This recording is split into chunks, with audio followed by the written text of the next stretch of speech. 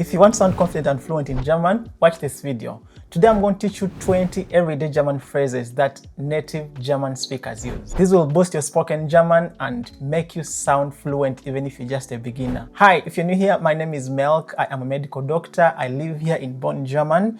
I had a lot of fun learning German and learning it very quickly. And on this channel, I just kind of share some few tips on how I learned the language and how probably this can help you to improve your German language. Please, these phrases are very important, so grab a pen and paper and write them down and make sure you use them the next time you speak German with someone. The first phrase is Freut mich, dich oder sie kennenzulernen. Now, this is a very important statement because Freut mich, dich kennenzulernen basically means I'm excited to get to know you. Hey, I'm happy to meet you, or nice to meet you. I just want to explain something here that if you've been studying German for some time, probably right now, you know that when we say the word you, in English we have the word you, which means basically second person you. In German it has two forms. It has the formal or the official form and the informal kind of way it is said. So the official way of saying you is sie, and then the informal way of saying it is du, as in du. This statement can be used on both cases. In case you've met somebody who is official, maybe your teacher, somebody basically who deserves respect, who deserves to be addressed in a formal way, then use the word sie. So it will be like, es freut mich, Sie kennenzulernen.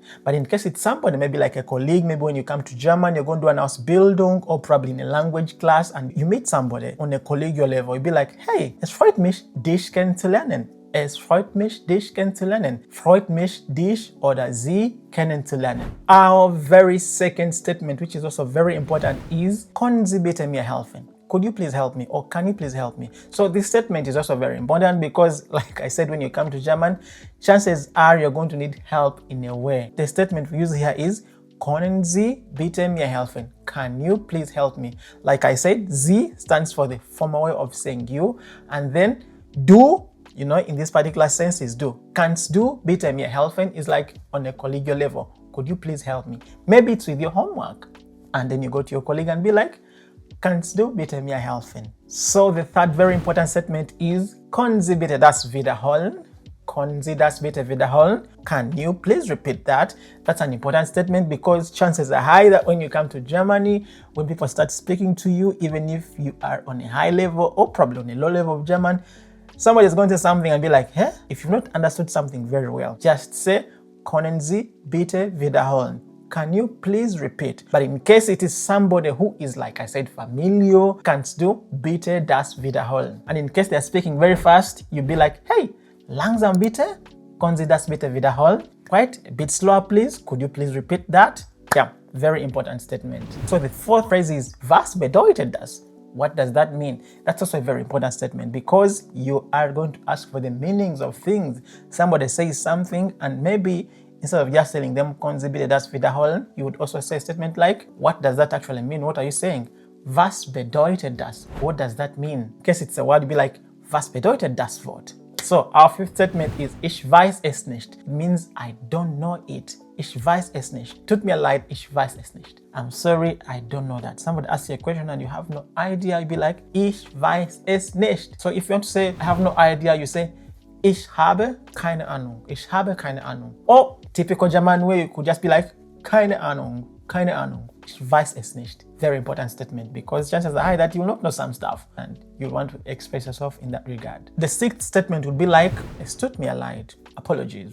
I'm very sorry. So in case, of course, you want to apologize, maybe you've done something which is quite uncomfortable for some people, you'll be like, hey, es tut mir leid.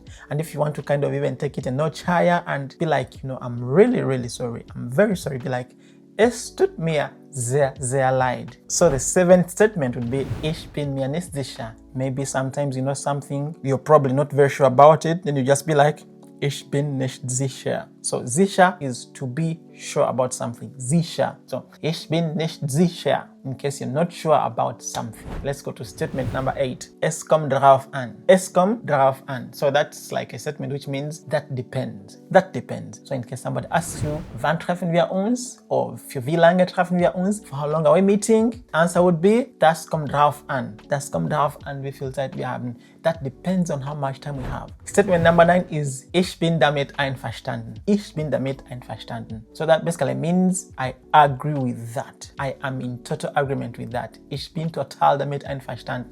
Very important statement. Let's go to statement number 10. Ich freue mich drauf. Ich freue mich drauf basically means I am excited about it. I am looking forward to it. Maybe somebody gives you a gift and you can't wait to open it. Ich freue mich drauf. That means you're excited. You're looking forward to opening it. Yeah, so the 11th statement will be like ehrlich gesagt. Ehrlich gesagt means to be honest. So yeah, sometimes you want to say a statement, but you kind of want to sound a bit more native. Ehrlich gesagt, ich bin damit nicht einverstanden. That means, to be honest, I don't agree with that. We are combining with our earlier word we learned. Ehrlich gesagt is a very important statement that you want to learn. So our 12th statement would be, ich mache nur Spaß. Ich mache nur Spaß.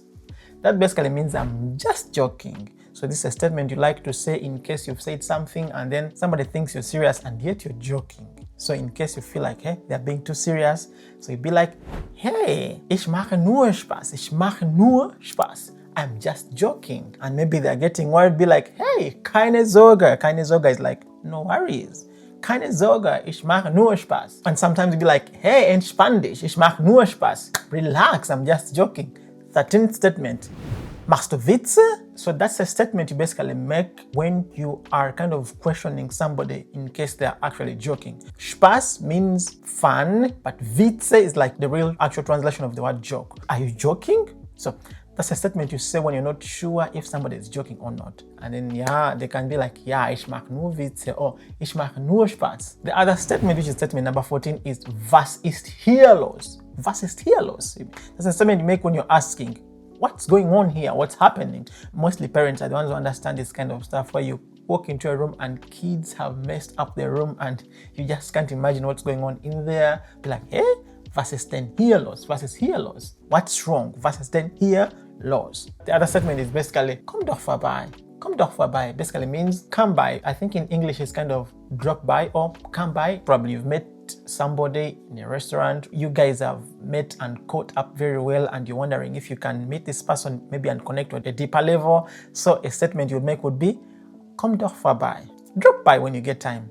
Komm doch vorbei, lass uns einen Kaffee haben. So statement number 16 is, ich bin erledigt. Ich bin erledigt. For this word, you can say erledigt or erledigt. So for this particular statement, you say it when you're like too exhausted. Be like, ja, ich bin einfach total erledigt. Nach der Arbeit bin ich total erledigt. After work, I'm basically too exhausted. I cannot do anything else, you know. Nach der Arbeit bin ich total erledigt. Nachdem ich gelesen habe, bin ich total erledigt. Bist du erledigt? Ist erledigt? Oh, wir sind erledigt. We are so exhausted. So the other 7th statement would be, pass auf dich auf. Basically means take care. It's a statement which is like spoken to people who you care about. Usually when my wife is going to Uganda, when I want to say take care, so I'd be like, hey, gute Reise, pass auf dich auf, bis bald, pass auf dich auf. Bis bald is like, see you soon, but take care. So the other very common statement you're going to find in German is schönen Feierabend. In German, every time you are finished with work, it's called Feierabend. It's also unusual in the sense that even if, for example, in the case I'm a doctor,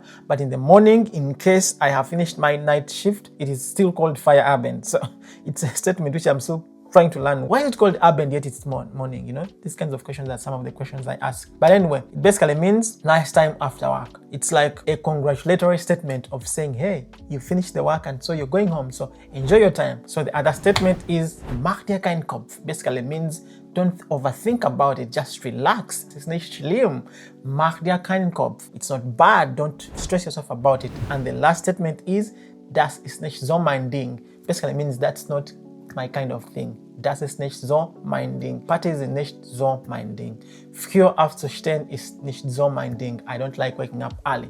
Now, if this was helpful, you might want to check out this video here, because in this video, actually, I talk about the 100 most important words in German for beginners. Otherwise, like the video, subscribe to the channel if you haven't already. You can also get in touch with me on Instagram, and until the next one, bye and peace.